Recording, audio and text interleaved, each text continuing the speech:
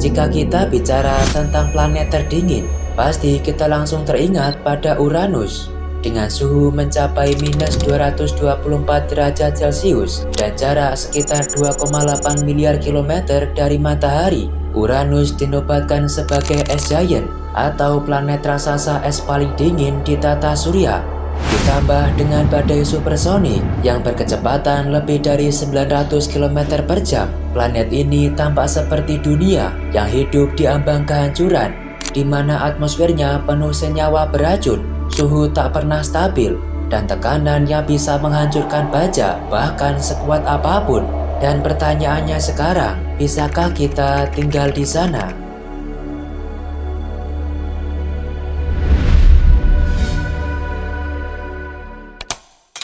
Untuk memahami apakah manusia bisa hidup di Uranus, kita harus mulai dari struktur internalnya.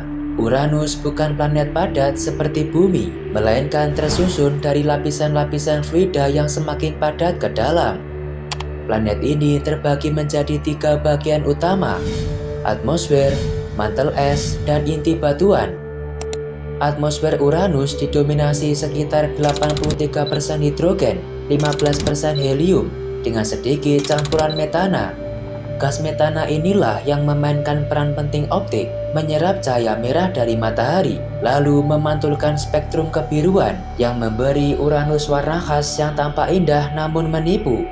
Tetapi atmosfer ini bukan sekedar lapisan gas, ia memiliki struktur berlapis, mulai dari tropopause di bagian atas, tempat suhu turun hingga mencapai minus ratusan derajat Celcius, hingga lapisan bawah yang tekanan udaranya bisa mencapai jutaan kali tekanan atmosfer bumi.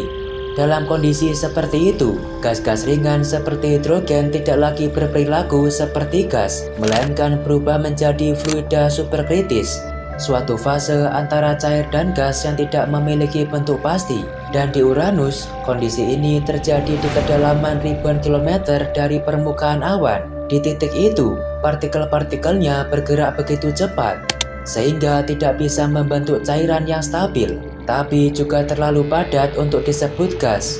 Akibatnya, terbentuklah lapisan aneh yang mengalir bebas, tanpa batas yang jelas antara langit di atas dan lautan di bawahnya. Para ilmuwan menduga bahwa tekanan ekstrim di sana bisa memicu terbentuknya superionic ice, bentuk es yang tidak beku seperti di freezer rumah kita, melainkan padatan panas di mana ion oksigen membentuk kisi kristal, sementara ion hidrogen bergerak bebas di dalamnya layaknya logam cair. Jenis es ini diperkirakan menjadi bagian besar dari mantel Uranus, memberinya sifat magnetik dan termal yang sangat unik. Kalau kita membayangkan badai yang terlintas biasanya kilat di langit bumi, awan tebal bergulung, dan hujan deras yang menghantam tanah. Tapi di Uranus, semua itu tidak berlaku. Di sana tak ada langit biru, tak ada petir seperti yang kita kenal, dan bahkan tak ada permukaan padat untuk menampung hujan. Hanya lautan gas beku yang terus bergejolak, digerakkan oleh energi yang sepenuhnya belum kita pahami. Menurut data dari Voyager 2 dan observasi terbaru dari Hubble Space Telescope, angin di Uranus bisa berembus hingga ratusan kilometer per jam, lebih cepat dari badai kategori tertinggi di bumi. Uniknya, kecepatan ini justru meningkat di garis lintang menengah planet, bukan di ekuator seperti yang biasa terjadi di Jupiter atau Saturnus. Para ilmuwan menduga hal ini disebabkan oleh rotasi ekstrim Uranus. Planet ini miring hingga 98 derajat. Akibatnya, Uranus mengalami musim yang tidak masuk akal. Setiap kutub bisa mengalami siang terus-menerus selama 42 tahun, lalu malam selama 42 tahun berikutnya. Bayangkan hampir 1 abad penuh dalam gelap atau terang, tanpa pergantian siang dan malam seperti di bumi. Kondisi ini menciptakan sirkulasi atmosfer yang kacau karena energi matahari tidak pernah tersebar merata di seluruh permukaan planet. Dari pengamatan inframerah, tampak bahwa badai besar sering muncul menjelang pergantian musim. Beberapa penelitian dari NASA JPL menyebut fenomena ini sebagai seasonal outburst, ledakan cuaca musiman yang terjadi ketika energi matahari yang tertahan lama akhirnya dilepaskan dari satu sisi planet. Namun yang paling menarik, badai-badai ini tak hanya berupa pusaran gas. Dalam beberapa kasus, kilatan cahaya misterius juga terdeteksi yang diduga sebagai bentuk petir metana, yakni pelepasan energi listrik di dalam awan kaya metana dan hidrogen. Jika benar, ini berarti di Uranus pun terjadi proses konveksi listrik, walau dalam kondisi suhu dan tekanan yang sepenuhnya asing bagi kehidupan bumi. Di antara semua planet di tata surya, tidak ada yang berputar seaneh Uranus. Kalau bumi berputar seperti gangsing yang berdiri tegak, Uranus justru berputar menyamping, hampir sejajar dengan bidang orbitnya. Posisi ini membuat arah rotasinya seperti planet yang menggelinding mengitari matahari. Akibatnya, satu hari di Uranus hanya sekitar 17 jam, tapi satu tahunnya setara 84 tahun bumi, membuat satu musim bisa bertahan lebih dari 2 dekade. Bagi siapapun yang mencoba hidup di sana, konsep waktu mungkin tak lagi punya arti yang sama. Dan sekarang setelah kita tahu berbagai macam keekstriman Uranus, kita bisa kembali ke satu pertanyaan utama yang belum terjawab, yakni bisakah kita tinggal di Uranus? Ya, jawabannya pasti ketebak, jelas tidak bisa.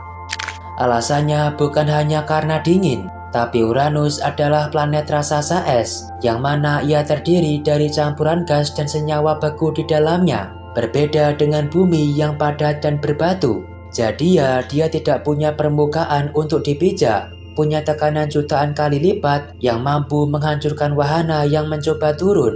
Ditambah atmosfernya terdiri dari 3 senyawa beracun yang tak mungkin manusia bisa bertahan di dalamnya. Dengan kondisi seperti itu, hidup di Uranus jelas mustahil. Namun bukan berarti tidak bisa, karena harapan justru bisa muncul dari tempat-tempat yang mengitari planet itu sendiri, yaitu bulan-bulannya. Uranus memiliki 27 bulan alami dan 5 diantaranya cukup besar, yakni Miranda, Ariel, Ambriel, Titania, dan Oberon. Menurut sebuah studi, menunjukkan bahwa Ariel dan Titania mungkin memiliki samudra bawah tanah, lapisan air asin cair yang terjebak di antara permukaan es dan inti batuan. Fenomena ini dikenal sebagai subsurface ocean dan pernah ditemukan juga di bulan Europa milik Jupiter, 2 lokasi yang dianggap berpotensi mendukung kehidupan mikroba.